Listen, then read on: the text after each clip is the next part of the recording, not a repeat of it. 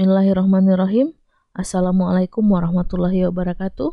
Kita kembali lagi dengan materi perencanaan dan kesepakatan kinerja SDM dalam mata kuliah Manajemen Kinerja. Perencanaan dan pengembangan kinerja membantu pegawai dalam mencapai sebuah hasil yang direncanakan dan disepakati. Hasil yang disepakati ini, yang ingin dicapai ini dapat kita capai dalam manajemen kinerja yang disebut sebagai sasaran kinerja pegawai atau SKP.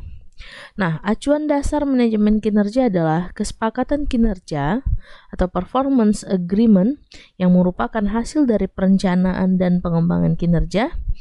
Perencanaan kinerja ini tahap awal yang dilakukan dalam manajemen kinerja, mulai dari merumuskan visi dan misi perusahaan atau organisasi, perumusan tugas pokok dan struktur organisasi, sasaran dan fungsi-fungsi unit organisasi, hingga uraian jabatan, sasaran kinerja, dan rencana tindakan kinerja individu itu masing-masing dapat dicapai.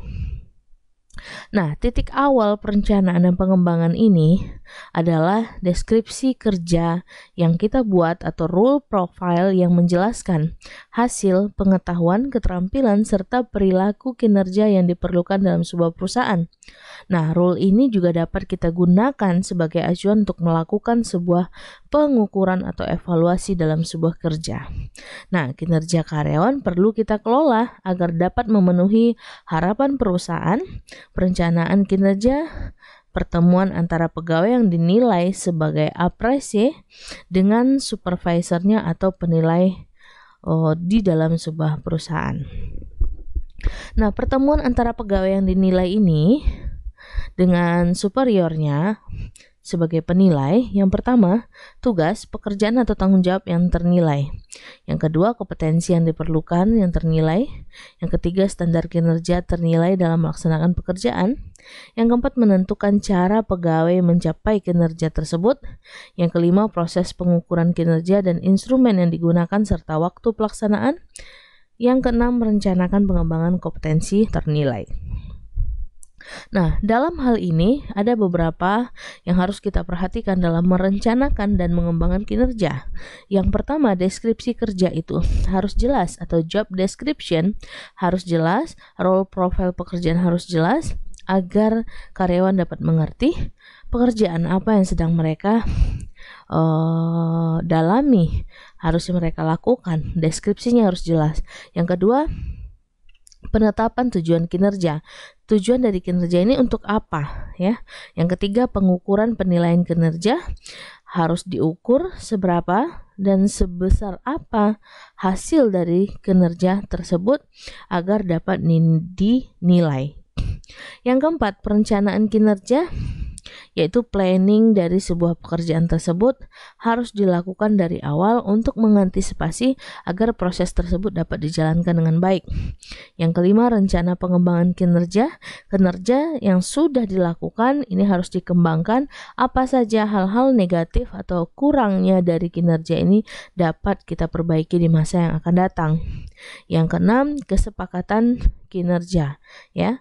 Jelas bagaimana antara perusahaan dan karyawan saling menentukan agreement-nya dalam melaksanakan kinerja antara hak dan kewajiban. Nah, deskripsi kinerja ini, acuan utama perencanaan dan pengembangan kinerja adalah deskripsi kinerja yang menjelaskan tentang sasaran kinerja pegawai yang diharapkan. Nah, untuk itu kita ketahui dan kita laksanakan memahami nilai dari sebuah perusahaan. Ini adalah contoh role profile sebuah pekerjaan, ya. Judulnya adalah pengelola database, departemennya sistem informasi. Tujuannya bertanggung jawab atas pengembangan, dukungan database, dan lingkungan dasar. Kata kunci pekerjaan, mengetahui siapa saja, pekerjaannya apa saja, dan kompetensi yang dibutuhkan apa saja. Jadi kita harus bikin dalam sebuah kinerja itu harus ada deskripsi pekerjaannya apa, agar pekerjaan tersebut dapat dicapai dengan baik. Nah, untuk menyusun persyaratan kinerja, antara manajer dan pegawai perlu duduk bersama mendiskusikan target kerja yang sudah disepakati, serta menjelaskan persyaratan kompetensi teknis dan perilaku kinerja yang diperlukan, seperti yang ada di contoh role profile ya. Mungkin bisa dilihat dan dipahami kira-kira kata kunci dari pekerjaan ini apa, mengetahui apa, pekerjaannya bagaimana, termasuk menganalisis dan memilih solusi, terus kompetensi yang dibutuhkan itu apa. Nah, sedangkan untuk menentukan target atau hasil, perlu diberikan alternatif job description yang paling sesuai dengan kondisi terkini. Untuk mendefinisikan target utama kinerja secara individu, perlu ditanyakan beberapa hal kepada pegawai. Menurut Anda, apakah hal yang paling penting dilakukan untuk mendapatkan kinerja yang optimal? Yang kedua, apakah Anda yakin dapat mencapai hasil yang ditargetkan? Nah, yang ketiga, bagaimana cara Anda mengetahui bahwa Anda berhasil atau gagal mencapai target? Ini adalah pertanyaan-pertanyaan yang kita perlu berikan kepada karyawan untuk mendefinisikan target utama kinerja yang mereka capai. Nah, untuk mendapatkan hasil jawaban yang baik dan akurat dari pertanyaan tadi, kita perlu melakukan keterampilan khusus melalui pelatihan. Dalam proses seperti ini perlu adanya HR spesialis untuk mengembangkan kompetensi teknis yang dijalankan oleh karyawan. Nah, untuk itu, untuk mencapai target utamanya secara efektif, apa yang Anda mampu lakukan? Pengetahuan keterampilan apa di antara standar kualifikasi, pengetahuan teknis, dan prosedural? Pemecahan masalah atau problem solving, keterampilan perencanaan komunikasi. Bagaimana orang lain akan tahu bahwa Anda telah melaksanakan job description atau role profile dengan baik. Nah, untuk mencapai target utama ini, apa Anda mampu melakukan atau pengetahuan keterampilan apa yang sesuai dengan standar kualifikasi perencanaan komunikasi? Nah, yang pertama yaitu adalah personal drive, yaitu mampu mendemonstrasikan bagaimana mencapai target, percaya diri, dan mampu memutuskan dan tegas. Ya. Yang kedua, business awareness, mampu mengidentifikasi dan mengeksplor peluang-peluang bisnis, memahami, menjadi fokus prioritas bisnis organisasi secara konstan, mencari metode baru agar bisnisnya berhasil. Yang ketiga, teamwork, mampu bekerja sama dengan baik dan penuh pengertian serta berperan dalam tim. Yang keempat, communication, mampu berkomunikasi jelas, persuasif, baik lisan maupun tulisan. Customer focus, selalu berusaha mengenali minat konsumen internal maupun eksternal untuk meyakinkan apakah keinginan, kebutuhan, dan harapan mereka telah terpenuhi atau bahkan melampaui harapannya. Nah, yang ke 6. Developing order, membantu mengembangkan anggota kelompok dengan memberikan umpan balik, dukungan, motivasi kepada bawahan dari atasan ke bawahan ya, melakukan pelatihan, motivasi agar membangkitkan kembali semangat kerja dari seorang karyawan. Flexibility, leadership, planning, dan problem solving. Nah, menurut Armstrong sini menyarankan agar setiap pegawai menerapkan nilai-nilai inti organisasi sebagai bagian integral dari manajemen kinerja. Jadi keberhasilan sebuah organisasi tergantung kepada anggotanya. Contoh nilai-nilai inti yang dapat dikembangkan seperti integritas yang tinggi, ya. Terus organisasi berbuat adil dan tidak pilih-pilih terhadap anggota organisasi, terus profesional dalam memberikan saran, pelayanan yang berkualitas, organisasi cepat tanggap dalam kebutuhan anggota dari perusahaan, terus efisiensi menggunakan anggaran untuk lebih efektif. Organisasi memperlakukan setiap orang dengan penuh rasa menghargai dan sopan, dan memberikan peluang yang sama kepada setiap orang. Nah, ini penting sekali dari teori Armstrong ya, untuk menerapkan nilai-nilai organisasi sebagai bagian integral dari manajemen kinerja. Nah, juga menurut Wirawan Ya, menyusun job description atau role profile harus memenuhi beberapa persyaratan. Yang pertama, relevan dengan strategi perusahaan, strategi yang sudah dibentuk ya. Yang kedua, mencerminkan keseluruhan tanggung jawab karyawan.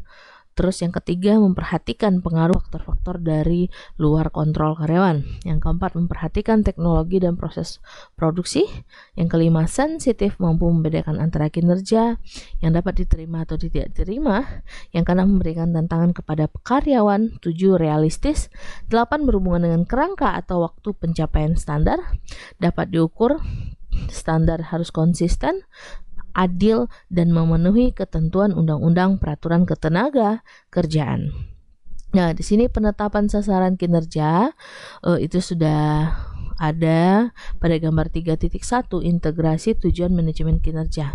Jadi bagaimana tujuan perusahaan dapat mencapai sebuah sasaran kinerja yang baik. Nah, pengukuran dan penilaian kinerja ini ada pengukuran output yang meliputi tadi pengukuran keuangan, jumlah unit yang dihasilkan, tingkat pelayanan, penjualan, terus pengukuran kecepatan respon pencapaian yang dihasilkan dan ditetapkan. Kalau pengukuran outcome yaitu pencapaian standar mutu, tingkat kepuasan, perubahan perilaku yang baik, waktu penyelesaian proyek, efektif dalam menggunakan pengetahuan dan keterampilan, reaksi berupa penilaian kepada oleh orang lain, kolega atau konsumen internal eksternal. Nah, jadi perencanaan kinerja ini menurut Dharma itu mengatakan bahwa perencanaan kinerja adalah proses dua arah yang berkenan dengan tuntunan operasional, penentuan sasaran kerja yang merencanakan peningkatan dalam kriteria kinerja, kemudian ini dicatat dalam bentuk formulir perencanaan dan evaluasi untuk melihat kinerja tidak sesuai atau sesuai dengan yang disepakati, dan ini bisa ditindaklanjuti. Nah, rencana pengembangan kinerja itu ada beberapa daftar pemeriksaan kerja, rencana dan pengembangan. Itu perencanaan kinerja berdasarkan analisis, manajer mendorong pegawai untuk membuat sendiri rencana pengembangannya. Yang ketiga, rencana difinalisasi. Yang keempat, rencana harus dibuat jelas untuk dicapai pegawai. Yang kelima, rencana kinerja mendeskripsikan kriteria sukses. Yang keenam, pegawai diberdayakan semaksimal mungkin.